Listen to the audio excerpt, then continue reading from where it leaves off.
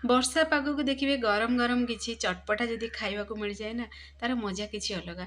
ଆଜି ଆମେ ପ୍ରସ୍ତୁତ କରିବା ମାତ୍ର 2ଟି ପିଆଜରେ ପୁରା ପରିବାର ପାଇଁ ଗୋଟେ ସ୍ନାକ୍ସ ରେସିପି ବା ଗୋଟେ ଜଳଖିଆ ରେସିପି ପ୍ରସ୍ତୁତ କରିବା। ସେଥିରୁ ଯଦି 2 ପିସ୍ ଖାଉଛନ୍ତି ନା ପେଟ ପୁରା ଭରିଯିବ ଆଉ ସ୍ୱାଦିଷ୍ଟ ବି ଲାଗିବ।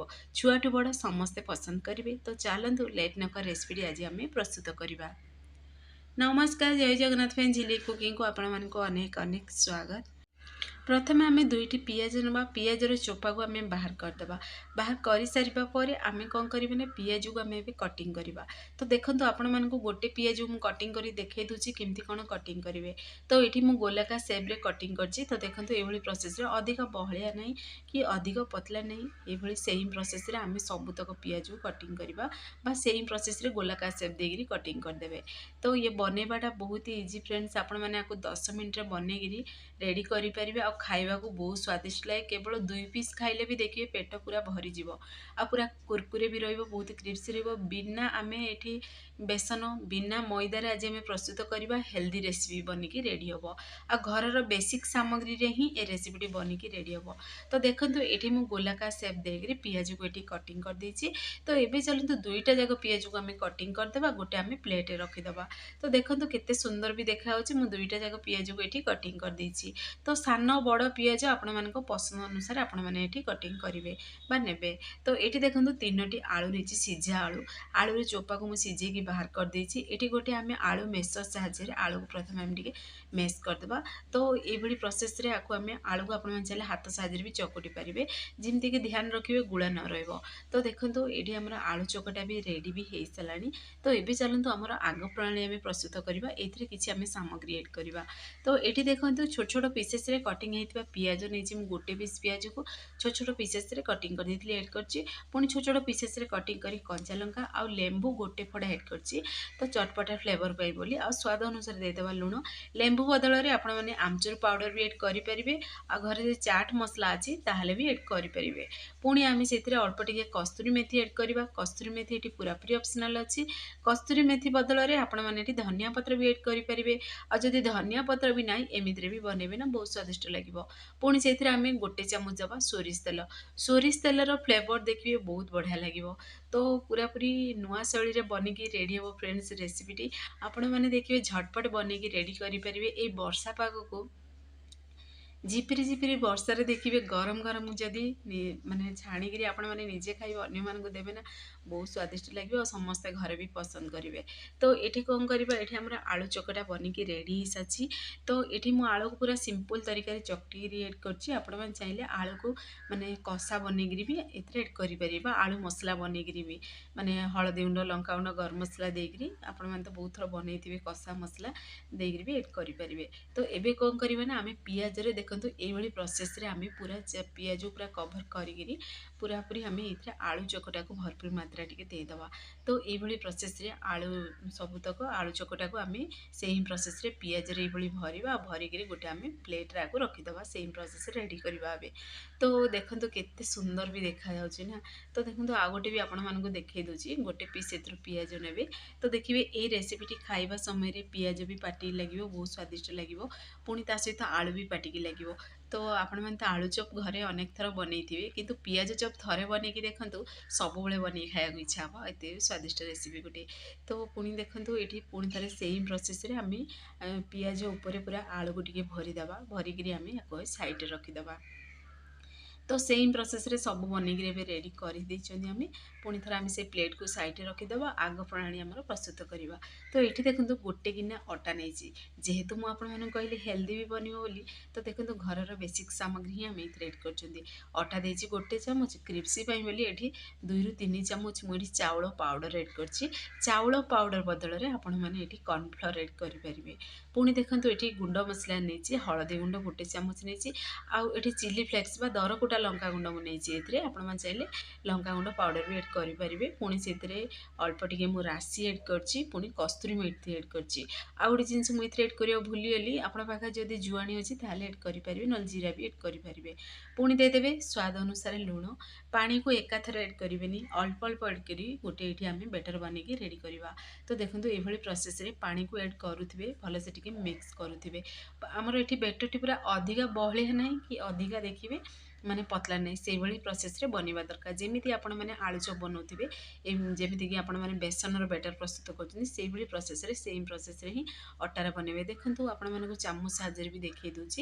ଯେମିତିକି ଆପଣମାନେ ଚାମଚର ବ୍ୟାକ୍ ସାଇଡ଼୍ରେ ଗାର ବନେଇବେ, ତ ଦେଖନ୍ତୁ ପରସ୍ପର ଭିତରେ ଏଇ ବେଟର ଗୋଟେ ଆସି ଲାଗୁନି, ପୁରା ଯେମିତି ଗାର ବନିଯାଉଛି। ସେଇଭଳି ହିଁ ବେଟରଟି ହେବା ଦରକାର, ଯେମିତିକି ଆପଣମାନେ କେକ୍ ପାଇଁ ବନାଉଥିବେ। ତ ଆପଣମାନେ ତ ଅନେକ ଥର ଆଳୁଚପ ବନେଇ ଖାଇଥିବେ, ସେଇଭଳି ହିଁ ପ୍ରୋସେସ୍ରେ ବନେଇକି ରେଡ଼ି କରିବେ। ଏଠି ମୁଁ ଅଟାରେ ପ୍ରସ୍ତୁତ କରିଛି ବେଟରଟି, ଆପଣମାନେ ଚାହିଁଲେ ଏଇଠି ବେସନରେ ବି ବନେଇ ପାରିବେ। ବେସନ ମଇଦାକୁ ମିକ୍ସ କରି ବି ବନେଇ ପାରିବେ, ନହେଲେ ବେସନ ଆରଟରେ ବି ବନେଇ ପାରିବେ। ତ ଏବେ କ'ଣ କରିବା ନା, ଆମେ ସେ ବେଟରରେ ଆମେ ଯେଉଁ ପିଆଜ ଉପରେ ଆଳୁର ଷ୍ଟଫିଂ ଦେଇକି ରଖିଥିଲେ ନା, ତାକୁ ସେଇଥିରେ ଆମେ ଏଡ଼୍ କରିଦେବା। ଚାମଚ ସାହାଯ୍ୟରେ ତା ଉପରେ ଅଳ୍ପ ଟିକେ ଏଭଳି ପ୍ରୋସେସ୍ରେ ବେଟରକୁ ଏଡ଼୍ କରିବା। ପୁଣି ଦେଖନ୍ତୁ ଏଭଳି ଚାମଚ ସାହାଯ୍ୟରେ ହିଁ ବାହାର କରିବେ, ନହେଲେ ଦେଖିବେ ମାନେ ତେଲରେ ଏଡ଼୍ କରିବା ସମୟରେ ହାତକୁ ତେଲର ଚିଟକା ଆସିଯିବ, ସେଥିପ୍ରତି ଧ୍ୟାନ ଦେବେ। ତ ପୁଣି ଥରେ ଆଉ ଗୋଟେ ବି ଆପଣମାନଙ୍କୁ ଦେଖେଇ ଦେଉଛି କେମିତି କ'ଣ ଏଡ଼୍ କରିବେ। ତ ଦେଖନ୍ତୁ ସେ ବେଟରରେ ଏଡ଼୍ କରିଦେବେ ପିଆଜ, ପୁଣି ଆଳୁର ଷ୍ଟଫିଂ ଯେଉଁ ଆମେ ବନେଇକି ରଖିଥିଲେ ଏଡ଼୍ କରିଦେବା। ତା ଉପରେ ପୁଣି ଥରେ ସେ ବେଟରକୁ ଦେଖନ୍ତୁ ଏଭଳି ପ୍ରୋସେସ୍ରେ ଏଡ଼୍ କରିବେ। ପୁଣି ଥରେ କଣ୍ଟା ଚାମଚ ସାହାଯ୍ୟରେ, ଯେକୌଣସି ଚାମଚ ସାହାଯ୍ୟରେ ବାହାର କରିକି ସେଇଥିରେ ଏଡ଼୍ କରିବେ। ତ ତେଲରେ ଏଡ଼୍ କରିବେ। ଏହି ସମୟରେ ତେଲକୁ ପୁରା ମିଡ଼ିୟମ୍ ଟୁ ହାଇ ଫ୍ଲେମ୍ରେ ଗରମ କରିବେ। କାହିଁକିନା ଆମେ ଏଠି ଦେଖନ୍ତୁ କ୍ରିସ୍ପି ଯେହେତୁ ବନିବା ଦରକାର, ତେଲକୁ ଯଦି ଆପଣମାନେ ଯଦି ଦେଖିବେ ଗ୍ୟାସ୍ ଫ୍ୟାନ୍ ଯଦି ସ୍ଲୋ ଆଞ୍ଚରେ ରଖିବେ, ତାହେଲେ ସେ ତେଲକୁ ଏବଜର୍ଭ କରିଦେବ। ତ ଯଦି ହାଇ ଆଞ୍ଚରେ ପୁରା ରଖିବେ, ତାହେଲେ ଦେଖିବେ ପୁରା କ୍ରିସ୍ପି ବନିକିରି ପରଫେକ୍ଟଲି ବନିକି ରେସିପିଟି ଆମର ରେଡ଼ି ହେବ। ଯଦି ମିଡ଼ିୟମ୍ ଟୁ ହାଇ ଫ୍ଲେମ୍ରେ ବନାଉଛନ୍ତି, ତ ଗୋଟେ ସାଇଡ଼୍ ଦେଖନ୍ତୁ କେତେ ବଢ଼ିଆ ଫ୍ରାଏ ହେଇସାରିଲାଣି। ତ ଏବେ କ'ଣ କରିବା ନା, ଆମେ ଓଲଟେଇ ଦେବା, ଆଉ ଗୋଟେ ସାଇଡ଼୍ ଟିକେ ଫ୍ରାଏ ହେବାକୁ ଦେବା। ତ ପୁଣି ଥରେ ଦେଖନ୍ତୁ ସେମ୍ ପ୍ରୋସେସ୍ରେ ଆମେ ଆଉ ବାକି ବି ଆଉ ଦୁଇଟା ଯେଉଁ ପିସ୍ ଆମେ ଆଡ଼୍ କରିଛନ୍ତି ତାକୁ ବି ଓଲଟେଇ ଦେବା। ତ ଦେଖିବେ ଏଇ ରେସିପିଟି ଯଦି ଆପଣମାନେ ଗରମ ଗରମ ବନେଇ ଖାଉଛନ୍ତି, ପୁରା କ୍ରିସ୍ପି ବନେ, ଚାରି ସାଇଡ଼୍ ବି ଆପଣମାନେ ଦେଖିକି ଜାଣିପାରୁଥିବେ କେତେ କ୍ରିସ୍ପି ବନିଛି, ଆଉ ଖାଇବାକୁ ବହୁତ ସ୍ୱାଦିଷ୍ଟ ଲାଗେ। ହଁ, ଏଇଥିରେ ମୁଁ ଅଳ୍ପ ଟିକେ ମୁଁ ଆପଣମାନଙ୍କୁ କହିବାକୁ ଭୁଲି ଯାଇଥିଲି, ଯେଉଁ ସମୟରେ ଅଟା ଏଡ଼୍ କଲେ ଆମେ ସେଥିରେ ମସଲା ମସଲି ଏଡ଼୍ କଲେ, ସ୍ୱାଦ ଅନୁସାରେ ଦେଲେ ଲୁଣ, ସେହି ସମୟରେ ମୁଁ ଅଳ୍ପ ଟିକେ ବେକିଂ ସୋଡ଼ା ଏଥିରେ ଏଡ଼୍ କରିଥିଲି।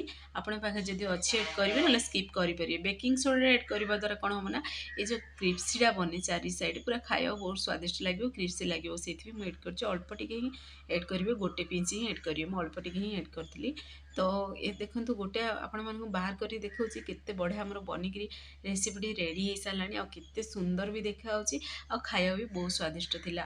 ଯେହେତୁ ସେଥିରେ ଚିଲି ଫ୍ଲେକ୍ସ ଏଡ଼୍ ଅଛି, ପୁଣି ରାଶି ଏଡ଼୍ ଅଛି, ପୁଣି ସେଥିରେ ଆମେ ସ୍ୱାଦ ଅନୁସାରେ ତ ଦେଇଥିଲେ ଲୁଣ, ପୁଣି ଆଳୁର ଷ୍ଟଫିଂ ଅଛି, ପିଆଜ ଅଛି, ତ ବହୁତ ସ୍ୱାଦିଷ୍ଟ ଲାଗିବ। ଆପଣମାନେ 2 ପିସ୍ ଯଦି ଖାଉଛନ୍ତି ନା, ପେଟ ପୁରା ଭରିଯିବ।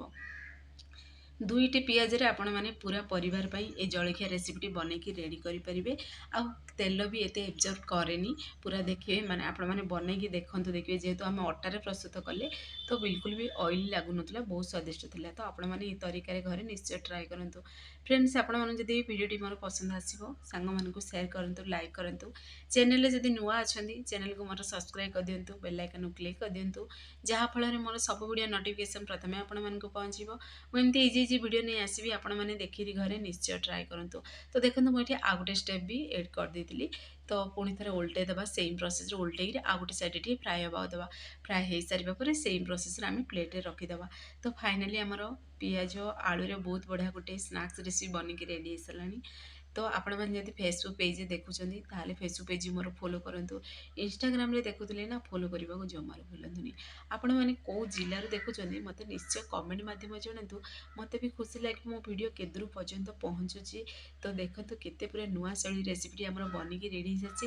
ଏଇ ରେସିପିଟି ଆପଣମାନଙ୍କୁ କେମିତି କ'ଣ ଲାଗିଲା, ମୋତେ ନିଶ୍ଚୟ କମେଣ୍ଟ ମାଧ୍ୟମରେ ଜଣାଇବେ। ଆପଣମାନେ ଯଦି ଘରେ ଏଇ ରେସିପିଟି ପ୍ରସ୍ତୁତ କରୁଛନ୍ତି, କେମିତି କ'ଣ ଟେଷ୍ଟ ଥିଲା, ଆପଣମାନଙ୍କ ଅନୁଭୂତି ମୋ ସହିତ ସେୟାର କରନ୍ତୁ।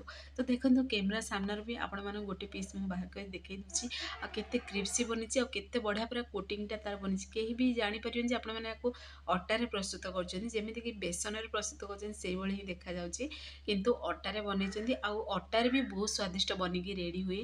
ଆପଣମାନେ ଥରେ ମାତ୍ର ଟ୍ରାଏ କରନ୍ତୁ, ଦେଖିବେ ଅଟାରେ ଯଦି ବନେଇ ଖାଇବେ ନା, ପେଟ ବି ଖରାପ ହେବନି, ଯେମିତି ସ୍ୱାଦିଷ୍ଟ ଲାଗିବ, ଆଉ ସେମିତି ହିଁ ଦେଖିବେ ଦେହ ପାଇଁ ବି ଭଲ। ତ ମୁଁ ଗୋଟେ ଆପଣମାନଙ୍କୁ, ଯେହେତୁ ବହୁତ ଗରମ ଥିଲା, ତ ମୁଁ ଖଣ୍ଡ କରି ଦେଖନ୍ତୁ ଛୁରୀ ସାହାଯ୍ୟରେ ଦେଖାଇ ଦେଉଛି, କେତେ ବଢ଼ିଆ ପୁରା ଦେଖାହେଉଛି। ତଳେ ଦେଖନ୍ତୁ ପିଆଜର ଲେୟର୍ ଅଛି, ଉପରେ ପୁରା ଆଳୁର ଲେୟର୍ ଅଛି, ପୁଣି ଉପରେ ତାର ଦେଖନ୍ତୁ ଅଟାର କୋଟିଂ। ତ ଅଟା ମସଲାର ସବୁ ମିକ୍ସ ପୁଟିଂ ତ କେତେ ସ୍ୱାଦିଷ୍ଟ ବନିଥିବ କହିଲେ ଆପଣମାନେ। ତ ଆପଣମାନେ ଘରେ ନିଶ୍ଚୟ ଏ ରେସିପିଟି ମୋର ଟ୍ରାଏ କରନ୍ତୁ, ଦେଖିବେ ସବୁବେଳେ ବନେଇକି ଖାଇବାକୁ ଇଚ୍ଛା ହେବ। ଆଉ ଇଏ ଝଟପଟ ବନିକି ରେଡ଼ି ହୁଏ। ତ ଆପଣମାନେ ନିଶ୍ଚୟ ଟ୍ରାଏ କରନ୍ତୁ। ସେ ପର୍ଯ୍ୟନ୍ତ ରହୁଛି, ପୁଣି ଏକ ନୂଆ ରେସିପି ନେଇ ଆସିବି। ନମସ୍କାର, ଜୟ ଜଗନ୍ନାଥ।